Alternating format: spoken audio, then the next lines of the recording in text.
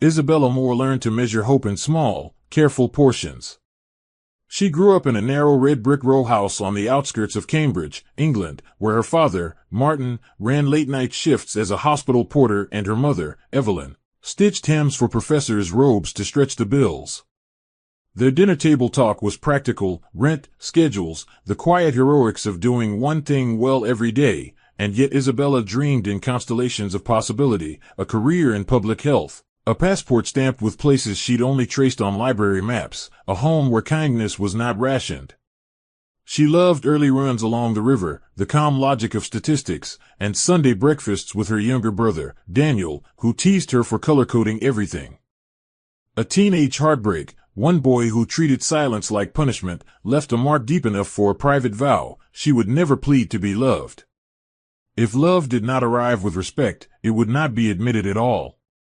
That promise became the quiet steel in her spine as she entered St. Albans University on a partial scholarship, working evening shifts in the cafeteria and tutoring first years in epidemiology to keep her balance sheet and her dignity in the black.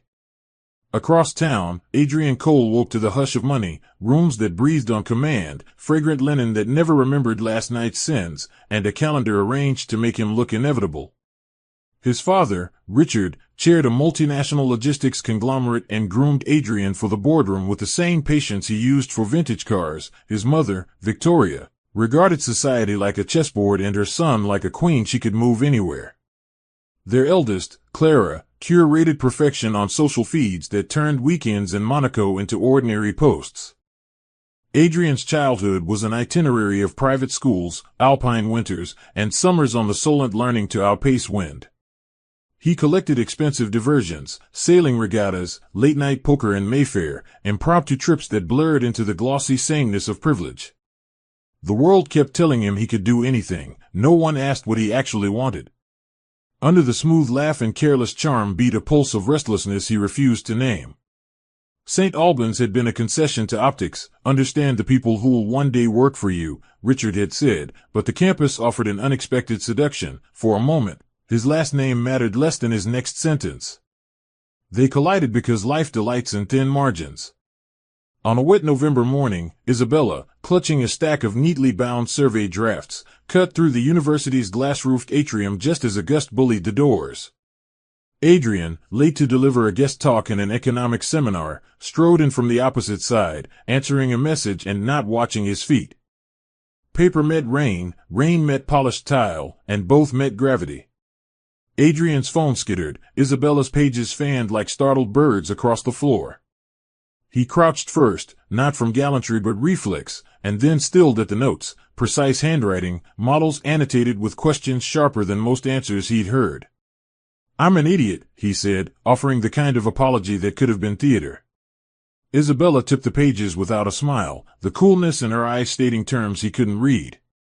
Around them, students flowed, the atrium echoing with footsteps and weather. "You're Adrian Cole," she said simply, not impressed, not hostile, just factual, as if identifying a weather pattern. "And you're late," she added, glancing at his schedule card that had slipped free.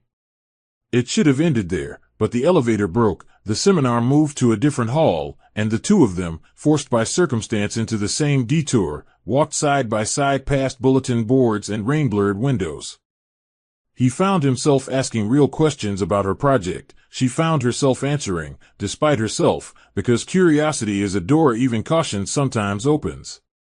When they parted, he carried the strange awareness of wanting to earn the steadiness he'd seen in her, and she carried an unease at how quickly chaos had arranged an introduction she hadn't asked for. Outside, the rain eased, but both felt the forecast had changed. Isabella Moore's life was shaped not by abundance but by discipline, grit, and an unyielding sense of purpose. Her father, Martin, though weary from his shifts at the hospital, always reminded her that knowledge was the one currency no one could devalue. Her mother, Evelyn, soft-spoken but unwavering, held the family together with her quiet sacrifices, teaching Isabella that true strength often wore the disguise of patience. Isabella's younger brother, Daniel, was mischievous yet protective, and their bond had always been a pillar of her joy. Together they carried each other through storms of unpaid bills and broken appliances, often laughing at their struggles to stop from crying. Even in her hardest days, Isabella carried a deep well of compassion for others, which fed her dream of pursuing a career in public health, a way to merge her empathy with her intellect. She believed if she could help people rise above the circumstances that dragged her own family down, her sacrifices would be worth it. Her university journey was no small feat. While many of her peers arrived with family trust funds and monthly allowances, Isabella lived on scholarship stipends and whatever she could earn from tutoring younger students in mathematics and science. Late nights found her under the harsh white glow of a desk lamp, scribbling notes while sipping instant coffee, fighting sleep with the sheer force of ambition. During weekends, she worked double shifts at a local cafe, smiling politely at customers who never guessed she would later spend hours in the library analyzing health statistics. Her friends admired her drive but often wondered if she would burn herself out. Still, Isabella never allowed exhaustion to derail her. She clung to a vision of a future where her parents no longer had to overwork, where Daniel could pursue his own dreams unencumbered by money, and where she herself could finally breathe without the weight of financial strain pressing on her shoulders.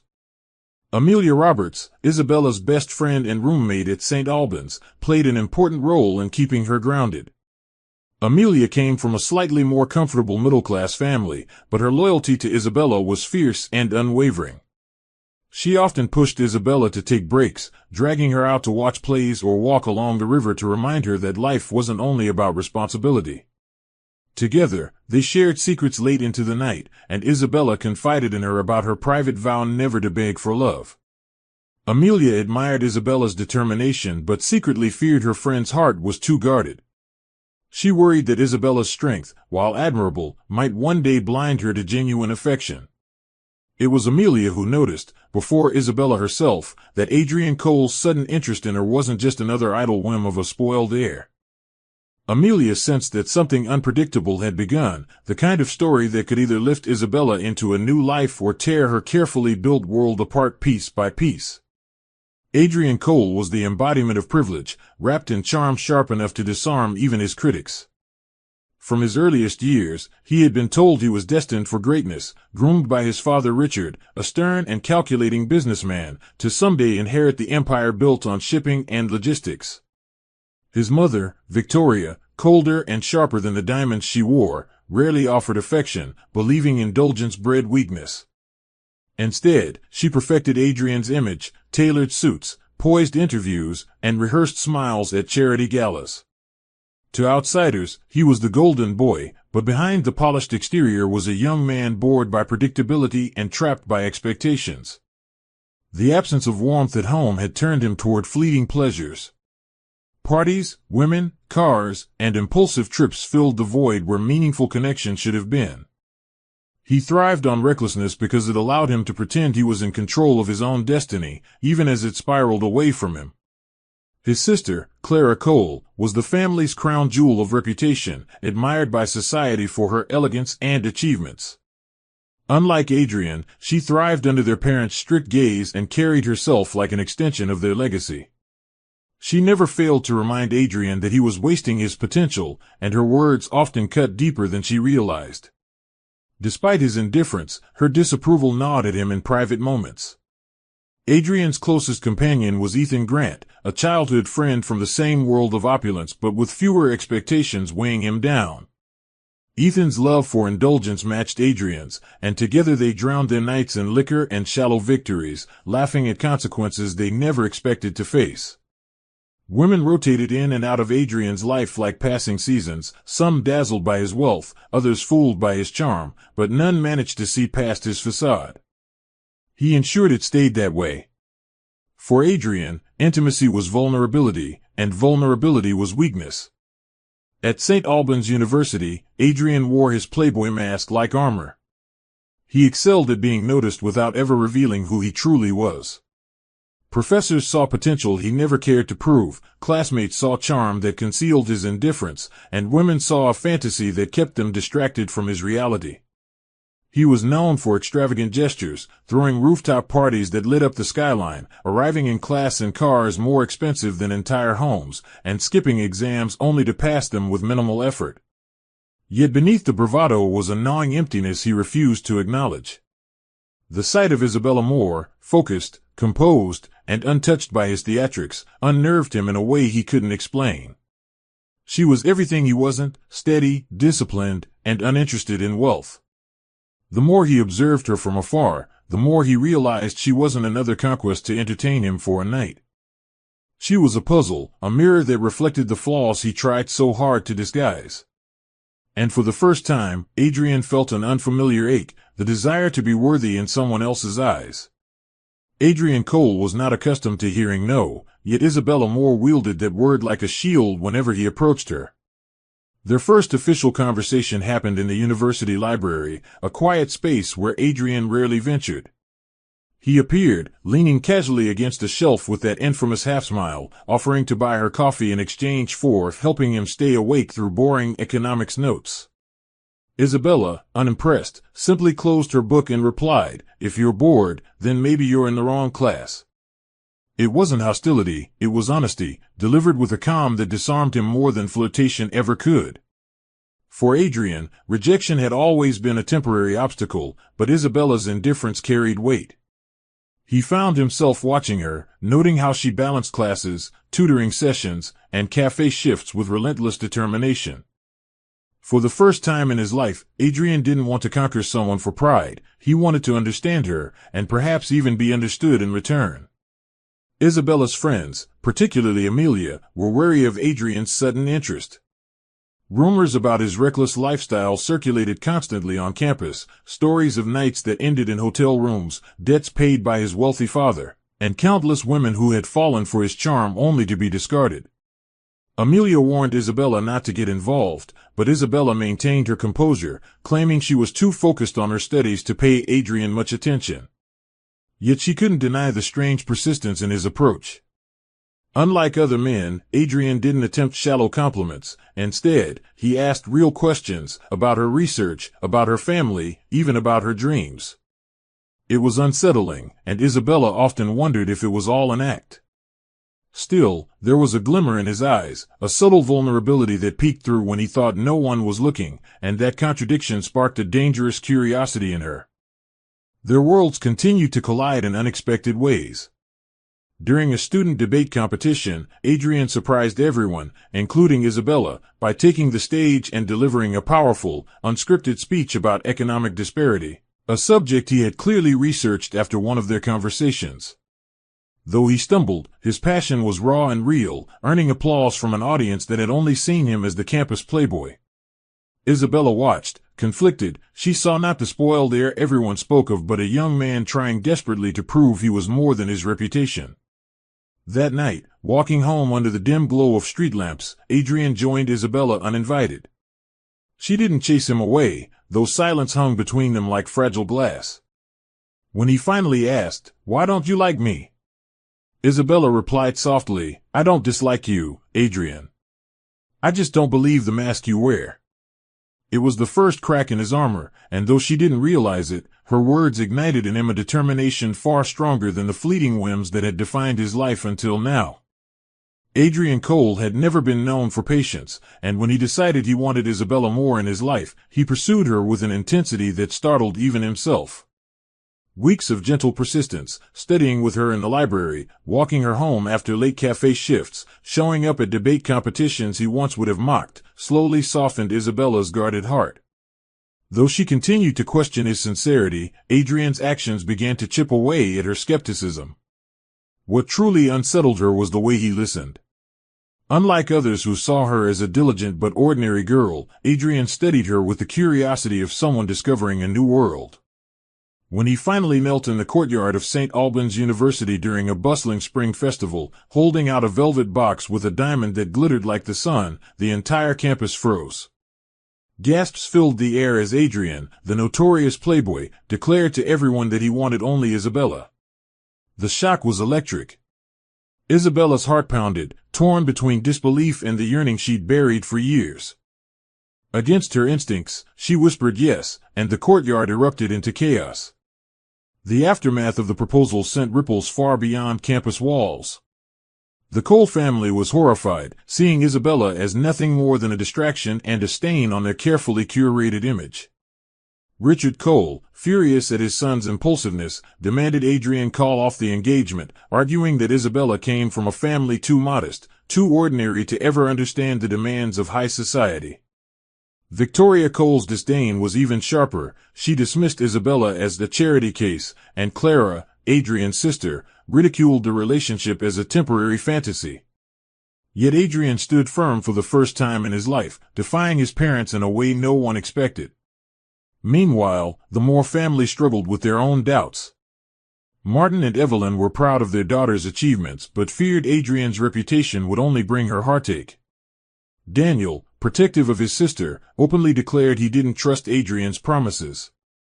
Despite the disapproval from both sides, Isabella held to her decision, guided less by fairy tales and more by the fragile hope that Adrian might be different with her.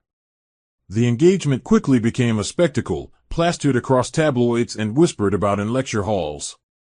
Some classmates celebrated Isabella's fairy tale win, while others sneered, convinced she was after Adrian's wealth. For Isabella, the whirlwind was suffocating. She had never craved attention, and now her private life had become public theater. Adrian, however, thrived in the spotlight, using every opportunity to show her off, as if daring the world to challenge his choice. Yet beneath his bravado, Isabella saw glimpses of nervousness, the weight of proving to himself that he could be faithful, that he could be better. Their relationship became a battleground of trust and skepticism, love and doubt, but neither backed away. When they stood together at their engagement dinner, Isabella trembling, Adrian defiant, the clash of two worlds was undeniable. It was no longer just a love story, it was a war of families, reputations, and expectations. And though Isabella smiled politely for the cameras, deep inside she wondered if her vow to never beg for love would soon be tested beyond anything she had imagined.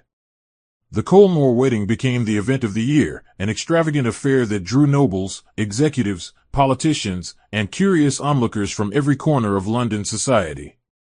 The Cole estate was transformed into a palace of white roses, crystal chandeliers, and golden arches, with a string quartet serenading guests as they sipped champagne from glasses that cost more than Isabella's monthly rent. For Isabella, the day was surreal, a dream and a nightmare interwoven. She looked radiant in her satin gown, her modest beauty amplified by elegance rather than extravagance, but beneath her calm smile was a storm of doubt. She caught glimpses of her parents, sitting at the far end of the room, awkward in the sea of aristocrats, their proud yet worried eyes fixed on her. Adrian, however, thrived in the spotlight, beaming at every toast, charming every guest, and behaving as though this wedding were not only proof of love but proof of his defiance against his family's wishes. The contrast between his confidence and her quiet unease marked the first unspoken fissure in their union. Among the glittering crowd, Amelia Roberts stood firmly by Isabella's side, adjusting her veil and whispering encouragement. Amelia had always been skeptical of Adrian, but her loyalty to Isabella outweighed her doubts. She watched keenly as Vanessa Reed, a notorious socialite with a reputation for luring wealthy men, lingered too long near Adrian during the reception, her smile sharp and suggestive. Amelia filed the observation away, knowing Isabella was too distracted to notice. Meanwhile, Clara Cole, dressed in an opulent gown of emerald silk, whispered venom into the ears of influential guests, reminding them that Isabella's family was ordinary folk who had clawed their way into elite society through this marriage. Richard and Victoria Cole wore polite masks for the press but exchanged thin-lipped glances of dissatisfaction, already plotting how to keep Isabella at arm's length. Despite the tension, the night dazzled with speeches, music, and a first dance that seemed to cast Adrian and Isabella in the glow of true romance, leaving onlookers wondering if perhaps love could indeed bridge the divide between privilege and modesty. As the evening wound down, Isabella stepped briefly onto the balcony, the night air cool against her flushed skin. She gazed out at the glowing gardens, where fireflies mingled with lanterns, and wondered if this was truly the beginning of her fairy tale or the first step into a gilded cage. Adrian joined her, slipping an arm around her shoulders with the easy charm of a man who believed he had conquered the world. "You're mine now," he whispered, his tone playful yet possessive. Isabella smiled faintly but did not reply, her mind echoing with her private vow never to cry or beg for love.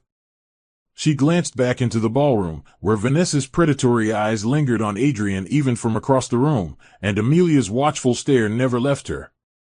In that moment, Isabella realized her marriage would not just be about love, it would be a battlefield of loyalty, temptation, and endurance. And though her heart was steady, she could not ignore the faint tremor of fear that whispered, the war had only just begun. The first months of marriage carried with them the weight of adjustment, and for Isabella Moore, the transition from her modest world into Adrian Cole's luxurious empire was overwhelming. Their penthouse overlooked the River Thames, with glass walls that reflected the city lights like stars scattered across the water. It was a world far removed from her small family home, where laughter had been louder than possessions. Adrian decorated Isabella with designer gowns, diamond bracelets, and invitations to society's most exclusive parties, but none of it softened the growing distance between them. She longed for simple evenings filled with conversation, shared meals, and quiet affection, yet Adrian often returned late, reeking of whiskey and cologne, his phone buzzing with messages he refused to explain. At night, Isabella lay awake in their vast bedroom, staring at the ceiling and wondering if love could survive on appearances alone. Her heart, once full of cautious hope, now felt the chill of neglect creeping into its corners. Isabella's efforts to bridge the gap were met with indifference. She cooked meals, invited Adrian to join her for morning walks, and even suggested taking short trips away from the chaos of London society. Adrian always had an excuse: meetings, clients, exhaustion, and when he did agree, his mind was elsewhere, his attention divided between his buzzing phone and his own ego. The loneliness pressed down on Isabella, but she refused to complain to her family, not wanting to burden them with her troubles. Amelia, however, noticed the shift immediately. She visited often, bringing warmth and conversation into Isabella's otherwise silent home, and reminded her that neglect, no matter how gilded, was still neglect. "You deserve more than an empty house and broken promises," Amelia whispered one evening, but Isabella shook her head, unwilling to accept defeat so early in her marriage. Still, in the quiet moments when Adrian's absence was impossible to ignore, she feared Amelia was right. Adrian, for his part, convinced himself that he was still a devoted husband, even as his old habits resurfaced. He attended parties under the guise of networking, surrounded by glamorous women who stroked his ego and reminded him of the freedom he once celebrated. His friends, Ethan Grant in particular, encouraged his recklessness, assuring him that marriage was just another game he could control. Adrian justified his actions by telling himself that Isabella was different, that she would always be there, waiting with her patient eyes and quiet strength. But he underestimated the depth of her resolve and the promise she had once made to herself never to beg for affection. As the nights grew longer and the space between them wider, the foundation of their marriage began to tremble. Neither admitted it aloud, but beneath the facade of wealth and smiles, a silent war was brewing, one that would test Isabella's endurance and Adrian's arrogance in ways neither of them yet imagined.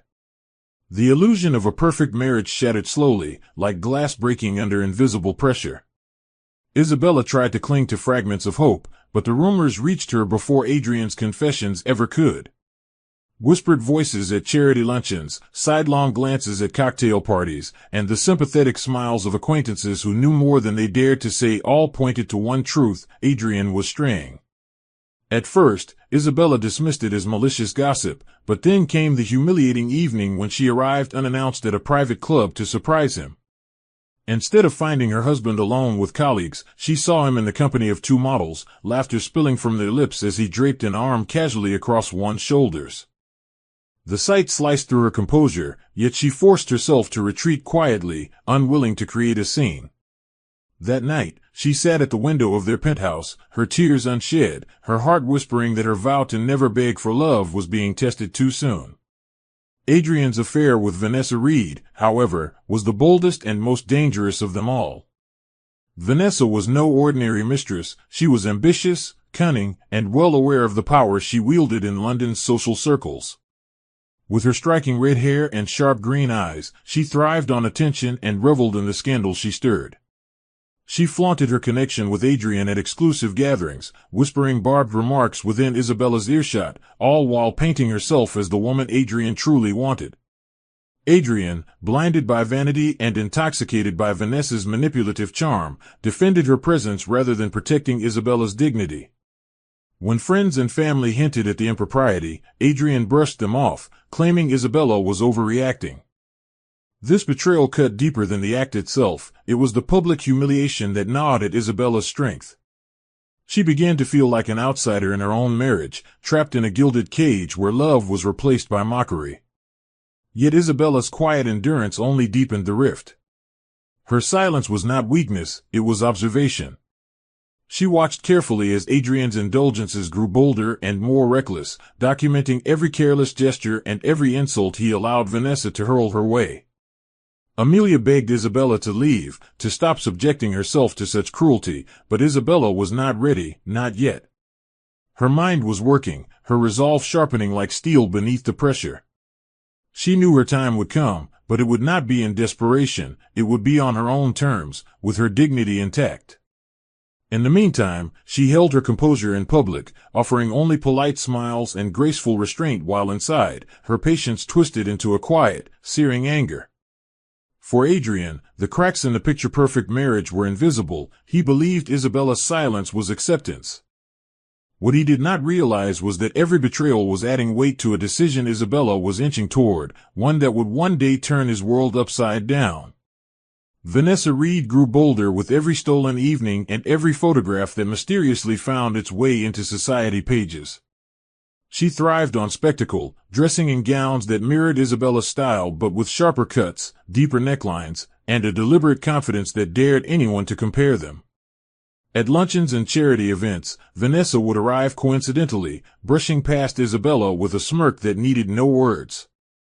Adrian, instead of silencing the rumors, often fanned them, choosing to escort Vanessa openly to parties where Isabella had been deliberately excluded. The whispers grew louder, and Isabella became a tragic headline, the faithful wife overshadowed by the daring mistress. The humiliation was not just personal, it was public, relentless, and intentional. Each time Vanessa placed her hand on Adrian's arm in view of everyone, it was less about affection and more about conquest. To Vanessa, Isabella was a weak rival waiting to break, and Adrian was the prize she paraded like a trophy. Isabella, however, refused to give Vanessa the satisfaction of seeing her collapse. She continued attending the events where her presence was both pitied and mocked, walking into rooms with quiet dignity even when eyes darted toward her in judgment. Amelia, always at her side, was furious at Adrian's betrayal and Vanessa's cruelty, yet Isabella maintained her composure. She knew that dignity was her last shield, and she would not surrender it, not to Adrian, and certainly not to Vanessa. Still, the weight of being constantly compared to a mistress who flaunted her victories began to take its toll. Behind closed doors, Isabella's silence grew heavier, her once vibrant laughter replaced by long nights of wordless thought. Adrian dismissed her distance as coldness, oblivious to the storm brewing within her. His arrogance convinced him that Isabella would endure forever, that no matter how much he neglected her, she would always remain waiting in the shadows. But Vanessa underestimated Isabella's resilience as much as Adrian did. What Vanessa mistook for weakness was in fact patience, an endurance that would one day reshape everything. Isabella's silence wasn't surrender, it was preparation. Though bruised by humiliation, she was not broken. Vanessa may have claimed triumph in the social circles, basking in her moment of victory, but beneath that triumph lay a truth neither she nor Adrian could see. Isabella was gathering strength. For every insult endured, she built resolve. For every betrayal witnessed, she sharpened her determination. The mistress might have thought she had conquered, but the true battle had yet to begin. Isabella, steady and unyielding, would not fight for scraps of affection. Instead, she would wait until the day came when her absence, not her presence, would haunt Adrian more than Vanessa's entire existence ever could. And when that day arrived, the so-called triumph of the mistress would be nothing but ashes. The glow of marriage had long since faded, leaving Isabella wandering through the cavernous halls of the penthouse like a ghost haunting her own life.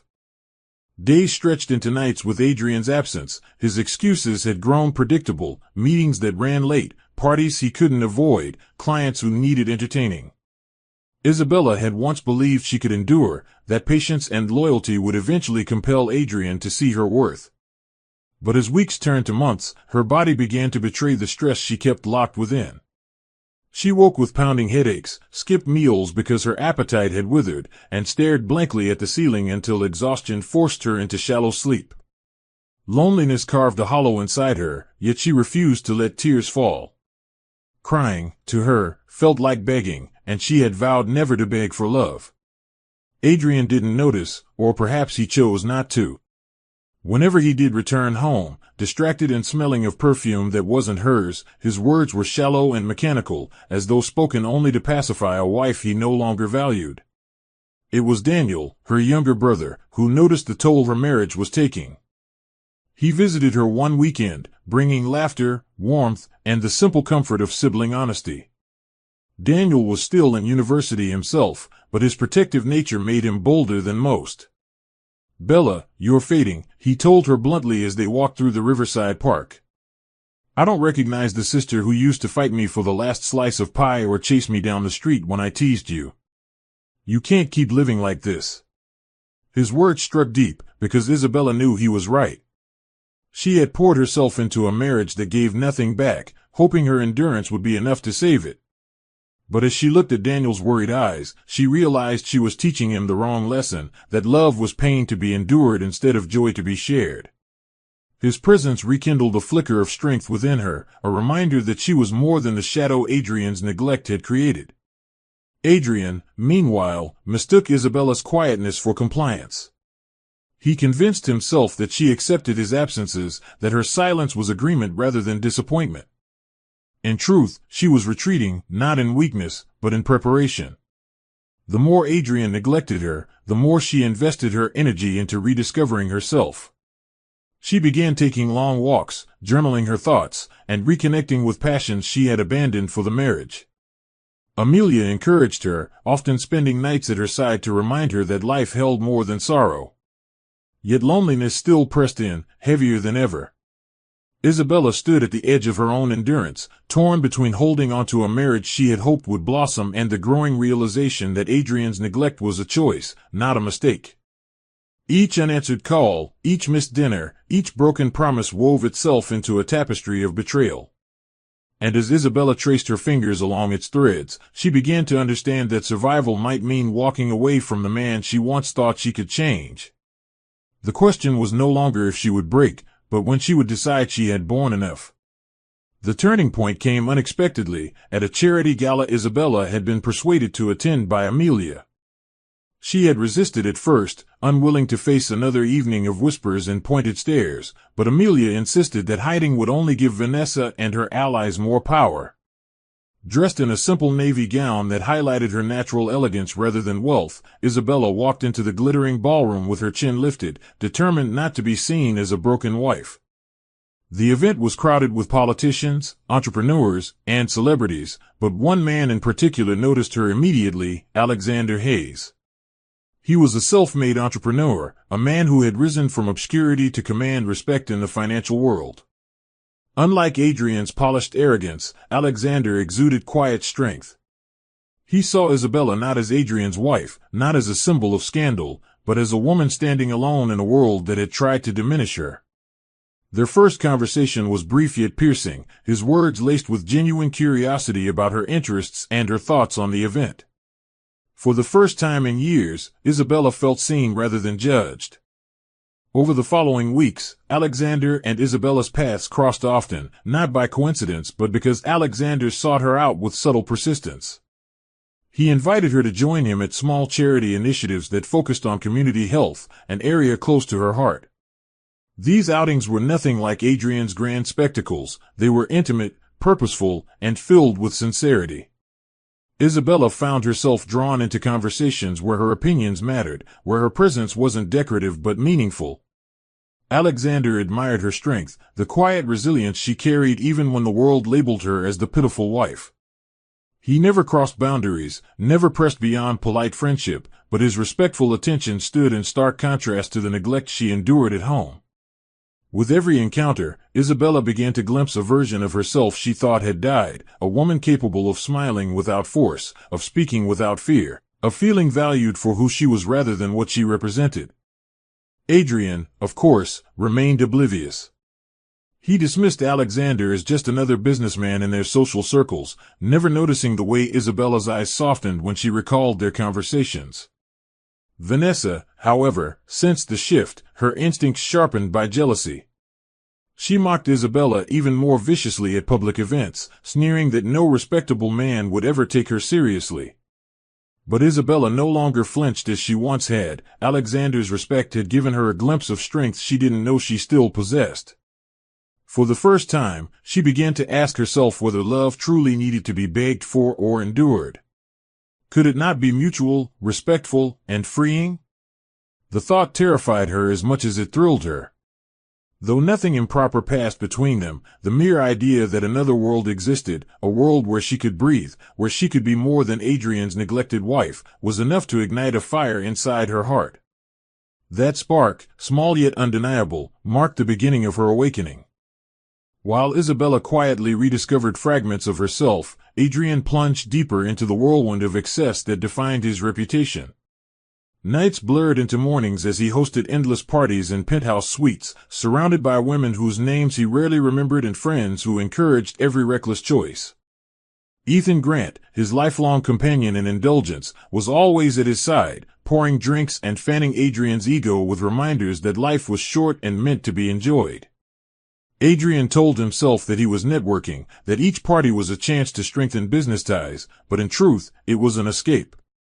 The applause of strangers drowned out the silence he left behind at home. Yet the more he ran from responsibility, the more the cracks in his empire widened. Clients began to whisper about his lack of focus, business partners questioned his reliability, and his father, Richard, seethed at the headlines that painted his son as nothing more than a spoiled heir. Still, Adrian ignored the warnings, convinced he was untouchable, invincible, the center of every room he entered. Ethan tried, in rare moments of sobriety, to tell Adrian that he was playing a dangerous game. "You're gambling with more than money now," he cautioned one evening after pulling Adrian away from a poker table where he had lost an obscene sum. "You're gambling with your wife, your family, your future." But Adrian only laughed, brushing off the advice with a careless shrug. "Isabella will always be there," he boasted, sipping whiskey. "She needs me more than I need her." That arrogance blinded him to the truth, that Isabella's silence was not submission but preparation. Meanwhile, his mother, Victoria, held her disdain quietly, but Clara did not.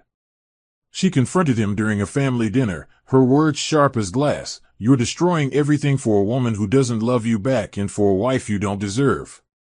Adrian stormed out, but her words followed him like shadows he could not shake. Deep down, a part of him knew she was right, but pride and addiction to pleasure kept him bound to his destructive path. As Adrian spiraled, Vanessa Reed tightened her grip. She understood his weaknesses and exploited them brilliantly, weaving herself deeper into his life with every night spent together. She whispered flattery when he lost, praised his charm when others criticized him, and positioned herself as the one who truly understood him. Adrian mistook her manipulation for affection, unaware that Vanessa cared more for the cold fortune than for the man himself. The more he leaned on her, the further he drifted from Isabella, until he hardly noticed her absence at parties or her silence at home. To Adrian, life was a game where consequences never touched him, but he was wrong. The empire he believed unshakable was beginning to tremble, and the woman he thought would always wait in the shadows was already learning to walk toward the light of a different future. Yet Adrian remained blind, celebrating victories that were little more than illusions, never realizing the fall that awaited him was not far away. The scandal broke on a rainy Tuesday morning, splashed across the front pages of London's tabloids. Grainy photographs of Adrian, half-drunk and arm-in-arm with Vanessa Reed, leaving a hotel at dawn, were plastered under bold headlines: "Cole Air chooses mistress over wife." The images spread like wildfire across social media, turning Isabella into the subject of public pity and mockery. At first, Isabella sat frozen in her kitchen, staring at the newspaper Amelia had dropped on the counter, her heart refusing to believe what her eyes already confirmed. Though she had long suspected Adrian's betrayals, seeing the proof displayed for the world to consume tore something irreparably inside her. The scandal was not just private shame, it was humiliation laid bare for strangers to dissect. Paparazzi crowded the entrance of their penthouse, reporters shouted questions about her marriage, and acquaintances called with hollow words of sympathy. Adrian, however, responded with his usual arrogance, dismissing the photographs as misunderstood moments and promising Isabella that the storm would pass. But Isabella knew better. This storm had been building for years, and now the world had simply been given the proof she had already lived with in silence. The Cole family's reaction only made matters worse. Richard Cole erupted with fury, not because of his son's betrayal of Isabella, but because of the stain it left on their family's reputation and business. "You've disgraced the name I built," he roared, slamming his hand on the mahogany desk in his office. Victoria Cole was no kinder, turning her sharp tongue toward Isabella instead of Adrian. "Perhaps if you had been more captivating, he wouldn't have strayed," she sneered, her words striking like daggers. Clara, though less vicious, still echoed her parents' disdain, calling Isabella weak for staying in a marriage that had been a spectacle from the beginning. The message was clear: Adrian's sins would be forgiven, but Isabella would bear the brunt of the blame. For Isabella, this injustice was unbearable. She realized that to the Coles, she had never been a wife or a daughter-in-law, she had been a tool, an ornament, and now, a scapegoat. Society followed the Cole family's lead. High society luncheons that once tolerated Isabella now excluded her, while Vanessa strutted boldly into the spotlight, flaunting her victory without shame. Gossip columns painted Isabella as the pitiful wife too naive to hold her husband's interest, while Vanessa was praised for her daring audacity. The humiliation threatened to break her spirit, but Isabella stood tall, even as her world collapsed around her.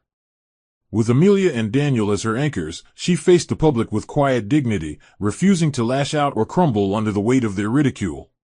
Yet behind her composed exterior, her resolve hardened like steel. For years, she had endured, hoping Adrian might change, clinging to the fragments of love he occasionally tossed her way. But now, watching Vanessa bask in a triumph Adrian had allowed, Isabella understood that love without respect was nothing more than a prison. And though she had not yet spoken the words aloud, her heart whispered with certainty: her endurance was nearing its end, and soon, Adrian would realize that silence could be more devastating than screams. The scandal that once weighed Isabella down eventually became the catalyst for her awakening. In the silence of her penthouse, with the tabloids still fresh on coffee tables and Vanessa's laughter echoing in the gossip columns, Isabella made a quiet but firm decision. She would never beg for Adrian's love again. For years, she had shouldered his neglect with patience, convinced that endurance was strength, but now she realized true strength meant reclaiming her dignity. She began to withdraw from the role she had been forced to play, the docile wife who waited in the shadows, and started exploring avenues that reminded her of her worth.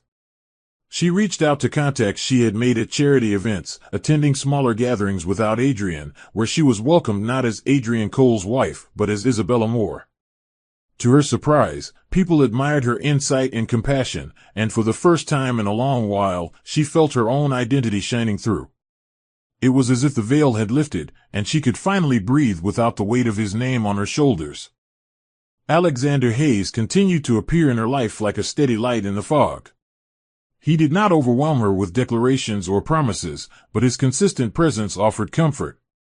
He invited her to collaborate on community health initiatives, small but impactful projects that reignited her long-buried passion for helping others. Isabella found joy in working alongside him, not because of his wealth or reputation, but because he respected her ideas. He valued her opinions, listened intently, and treated her as an equal, something Adrian had never done. Their conversations stretched late into the evening, filled with laughter and genuine curiosity rather than pretense. For Isabella, this wasn't about romance, it was about rediscovering the feeling of being seen, heard, and valued. Every interaction with Alexander was a reminder that life could hold more than pain, and she began to wonder how much of herself she had lost by staying tethered to Adrian's neglect. Meanwhile, Adrian grew careless, blinded by his arrogance and the belief that Isabella would never leave. He flaunted Vanessa at public events, certain that Isabella's silence equaled acceptance. But Isabella was no longer silently suffering, she was silently preparing. She began setting money aside, consulting discreetly with lawyers about her options, and even exploring small investments through contacts Alexander introduced her to. Her transformation was subtle at first: straighter posture, sharper words, an aura of quiet confidence, but those who knew her best, like Amelia and Daniel, recognized the shift. Amelia often whispered, "You look different, Bella. Stronger." And she was. Each day she spent away from Adrian's toxicity, each project she dedicated herself to, she built a life that no longer revolved around begging to be loved. Adrian had mistaken her patience for weakness, but soon he would discover the truth. Isabella's silence was never surrender. It was the calm before a storm that would sweep through his world and leave him unrecognizable in its aftermath. Adrian's arrogance reached its peak the night he decided to host one of the most extravagant parties London had ever seen. The Cole penthouse, already a symbol of wealth and excess, was transformed into a glittering palace of lights, champagne towers, and music that shook the glass walls.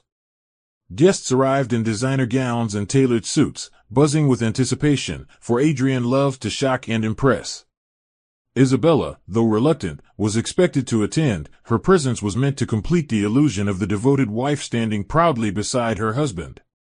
She dressed with grace, her gown understated yet radiant, determined to hold herself with dignity despite the mockery she knew awaited her. The evening started like countless others, Adrian basking in attention, Vanessa flaunting her boldness, and Isabella drifting at the edges of conversations. But then, amid the laughter and music, Adrian seized the microphone. With a smirk, and in front of hundreds of witnesses, he belittled his wife. Some women are meant to inspire, some to excite, and some, well, some just bore you to tears. The room erupted in uncomfortable laughter, but Isabella felt the words slice through her like a blade. The insult was more than a careless jab, it was a public declaration of disrespect. Isabella stood frozen as the crowd's eyes darted between her and Vanessa, who smirked triumphantly at the cruel spectacle. Amelia, present at her side, gripped Isabella's hand in outrage, but Isabella did not cry, did not plead, did not so much as flinch. Instead, she steadied herself, her silence louder than any defense she could have mounted. Adrian, drunk on his own arrogance, laughed as though the humiliation was a harmless joke. But beneath Isabella's calm exterior, a decision crystallized. She had endured whispers, betrayal, and endless nights of loneliness, but this was different. This was the moment Adrian turned her marriage into theater, her dignity into a punchline. That night, the vow she had once whispered to herself, never to cry or beg for love, solidified into iron. When the party finally ended, Isabella retreated quietly to her room, leaving Adrian to revel in his triumph with Vanessa and his entourage. She sat at her dressing table, staring at her reflection. Her face was calm, but her eyes burned with a determination she had never felt before. She thought of her parents, who had raised her with strength and dignity, of Daniel, who believed in her, and of Amelia, who had stood beside her through every humiliation. She thought of Alexander Hayes, who had shown her a glimpse of respect and possibility. And she realized with startling clarity, the life she wanted did not exist within these walls. She would no longer wait for Adrian to change, no longer sacrifice herself to preserve the illusion of love. Quietly, methodically, she began to plan her exit. The final straw had been drawn, and the decision was made. Adrian had turned their marriage into a spectacle, but soon, Isabella would reclaim her story, and her freedom. The morning after the party, the penthouse still reeked of spilled champagne and stale laughter. Adrian lay sprawled across the velvet sofa, half asleep with an empty glass in hand, while Vanessa's perfume lingered in the air like poison. Isabella walked past him without a word, her steps soft but steady, carrying the weight of her final decision. She had already prepared in silence, her suitcase hidden in the closet, her legal documents tucked neatly into her handbag, her savings discreetly transferred into a private account. Amelia had helped her arrange temporary accommodations and connected her with a discreet lawyer who promised confidentiality. Isabella moved like a woman awakened, no longer chained to fear or humiliation. As she zipped her bag, she glanced one last time at the life she was leaving behind, the marble floors, the endless luxury, and the man who had mocked her love in front of the world. None of it mattered anymore. She slipped her wedding ring onto the table beside Adrian's empty glass, a quiet declaration that she would not beg, not weep, not look back. When Adrian finally stirred awake and realized the silence, it was already too late. Isabella was gone, her absence as deafening as thunder. At first, he scoffed, convinced she was bluffing, certain she would crawl back like every woman before her. But as hours stretched into days, the truth began to sink in. She had not left in anger but with a dignity that unsettled him more than rage ever could. Vanessa mocked the situation, laughing that Isabella had finally admitted defeat, but even she noticed the unease in Adrian's eyes. For the first time, he felt the void that Isabella's presence had quietly filled. He realized how her calm steadiness had grounded his chaos, how her silence had been a wall against the consequences of his excess. But now, stripped of her presence, Adrian felt the emptiness of his empire in ways he never expected. Meanwhile, Isabella stepped into her new life with both fear and liberation entwined. The air outside the cold penthouse felt fresher, sharper, as though the world itself acknowledged her choice. Amelia and Daniel welcomed her into their circle of support, helping her settle into a modest flat in Kensington. It was not lavish, but it was hers, a place where every corner belonged to her alone. Isabella wept for the first time in years, not out of despair but out of relief. She no longer had to perform the role of the dutiful wife to a man who never deserved her love. She walked through the small living room, touching the walls as if they were sacred, and whispered to herself, "This is freedom." In her solitude, she found strength, and in her heart, she knew she had finally lived up to the vow she made long ago, never to cry or beg for love. She had walked away, not in weakness, but in triumph. What lay ahead was uncertain, but for the first time, uncertainty felt like hope. Isabella's new beginning was not paved with luxury but with quiet triumphs that gave her strength. The modest Kensington flat was worlds away from the penthouse she had once inhabited, yet it pulsed with freedom. Each morning she awoke to sunlight streaming through simple curtains instead of automated blinds, and every detail, her worn coffee mug, the second-hand books on her shelf, the flowers Amelia brought each week, felt like an emblem of self-possession. She began volunteering more actively at charity organizations, channeling her pain into purpose.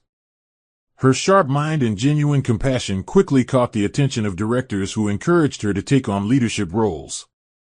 What had once been whispered about her as the pitiful wife transformed into admiration for her resilience. Though whispers of her past followed her into some rooms, Isabella no longer bowed beneath them. She walked with her head high, a woman no longer defined by Adrian's neglect but by her own determination. Her bond with Alexander Hayes deepened, not in scandal but in trust. He admired how she carried herself through storms without bitterness, and he offered her opportunities to grow, not as a benefactor pitying her, but as a colleague who valued her intelligence. Through his mentorship, Isabella learned to invest, to manage, and to build. She put her savings into small businesses that supported community health initiatives, and slowly her finances grew. For the first time in her life, she wasn't living from a place of survival but of creation. Her evenings, once filled with silence and despair, now thrummed with discussions of ideas, planning sessions, and laughter shared with Alexander, Amelia, and Daniel. She was building a world where she belonged, a life she chose, not one imposed on her.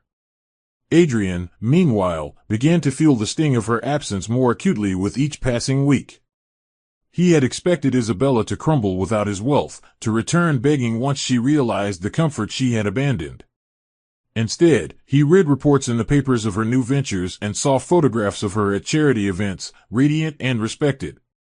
His friends mocked him behind his back, whispering that Isabella had risen higher without him than she ever had at his side. Vanessa, irritated that her triumph was no longer unquestioned, lashed out at him, demanding commitment he was reluctant to give. Adrian, once the center of every room, began to feel his circle shrinking, his empire wobbling, and his pride eroding. He had lost Isabella not in a dramatic scene but in her quiet, graceful departure, and that silence now haunted him more than any accusation could have. While Isabella rebuilt her life brick by brick, Adrian's foundation began to crumble, leaving him adrift in the very excess he once celebrated. Adrian Cole's descent was slow at first, masked by bravado and denial, but soon the cracks in his empire widened beyond repair. Business meetings he once dominated with charm now ended in awkward silences as partners questioned his reliability. Several deals collapsed under the weight of his reckless spending and lack of focus, and investors who had once trusted the Cole name began pulling away. Newspapers, once eager to showcase his playboy antics, now chronicled his failures with brutal headlines: Cole air slips, reckless behavior costs millions. Adrian tried to drown the whispers in more parties, more champagne, and more empty indulgences, but the crowds that once adored him began to thin. Even Ethan, his closest friend, grew weary of cleaning up after him, eventually distancing himself with a weary shake of the head. Adrian told himself he still had Vanessa, but deep down he knew even she was staying only so long as the money flowed. Without Isabella's quiet steadiness to ground him, Adrian's world felt hollow, an empire built on illusions that was now crumbling at his feet. Vanessa Reed's loyalty proved as shallow as the relationship she thrived on. At first, she clung to Adrian with the confidence of a victor, showing off their relationship like a trophy. But as the invitations dwindled and Adrian's reputation tarnished, she grew restless. The luxury gifts slowed, the parties became smaller, and the whispers about Adrian's incompetence grew louder. When a particularly devastating scandal broke, revealing that Adrian had lost millions in a failed gamble on a shipping venture, Vanessa's patience evaporated. One evening, she packed her things, leaving behind nothing but a mocking note that read, "I prefer winners." Adrian found himself truly alone for the first time, surrounded not by adoration but by silence. The same friends who once cheered his excesses now avoided his calls, unwilling to be tainted by his downfall. His arrogance had built him a throne of glass, and now it shattered beneath him, leaving only shards of regret. Meanwhile, Isabella's name began circulating in different circles entirely. Articles once pitying her now praised her as a figure of resilience, highlighting her growing influence in community initiatives and her poised appearances alongside respected leaders. Adrian, nursing his pride with whiskey in his father's study, read the clippings with a mix of rage and longing. He realized too late that Isabella's silence had not been weakness but power, the kind of power that could transform humiliation into triumph. The more Adrian fell, the higher Isabella seemed to rise, her dignity contrasting cruelly against his decline. Richard Cole, furious at his son's incompetence, publicly distanced himself from Adrian, calling him unfit for leadership. Victoria offered no comfort, her disappointment colder than ice. Adrian was left with nothing but memories of a wife who had once stood at his side, waiting, enduring, believing. Now she was gone, and with her departure, the last fragile tether to stability in his life had snapped. For the first time, Adrian Cole felt the crushing weight of consequences, a burden he had spent his entire life believing he was above. Adrian's downward spiral reached its most humiliating point when he stumbled into a business summit uninvited, desperate to prove that he still held relevance. His father, Richard Cole, was set to finalize a major deal with several multinational firms, a contract that could stabilize the Cole empire after months of turmoil. Adrian swaggered into the gleaming conference hall, attempting to reclaim the effortless charm that had once commanded rooms. But instead of applause, he was met with cold stares and hushed whispers. Seated at the head of the negotiation table, alongside seasoned executives, was Isabella Moore. She was no longer the timid wife who had endured humiliation in silence. She was poised, radiant, and introduced as one of the key investors backing the venture. Adrian froze, his jaw tightening as he realized the shocking truth. Isabella, through her quiet networking and Alexander Hayes's mentorship, now held controlling stakes in several firms that the Coles desperately needed to survive. The power dynamic had shifted completely, and for the first time in his life, Adrian was not the conqueror but the conquered. The boardroom erupted in polite murmurs as Richard Cole's expression hardened with fury, not at Isabella, but at his son. He had underestimated her entirely, dismissing her as a liability when she had been building her own empire under their noses. Isabella met Adrian's gaze calmly, her eyes devoid of bitterness, only resolve. "Business is about trust, Adrian," she said evenly, her voice carrying across the room. "And trust cannot exist where respect is absent." Her words were a dagger to his pride, a reminder that the woman he had ridiculed now held the fate of his family's empire in her hands. Vanessa's name was long forgotten, his friends had deserted him, and now even his parents, who once defended his excesses, looked at him as though he were the family's greatest failure. Adrian's arrogance had not only cost him his marriage but had dismantled the very foundation of the world he believed invincible. For Isabella, the revelation was not about revenge, it was about freedom and reclaiming her worth. She had risen not through scandal or cruelty but through dignity, resilience, and strategy. Her investments had flourished, her reputation was untarnished, and her alliances were strong. Amelia sat proudly in the gallery, Daniel beamed with quiet joy, and Alexander Hayes stood nearby, his eyes reflecting admiration and pride. The twist was almost poetic. The neglected wife, once mocked as pitiful, had become the woman whose signature now determined the survival of Adrian's empire. Adrian sat slumped in his chair, stripped of his arrogance, haunted by the realization that he had destroyed the one person who had once believed in him. And though Isabella showed no malice, her triumph was undeniable.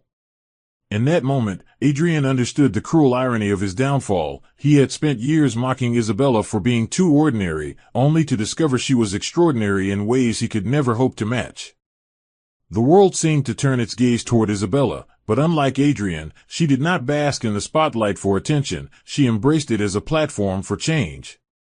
Her newfound influence allowed her to expand her charity initiatives into fully established organizations, addressing public health issues that had once been her quiet dream.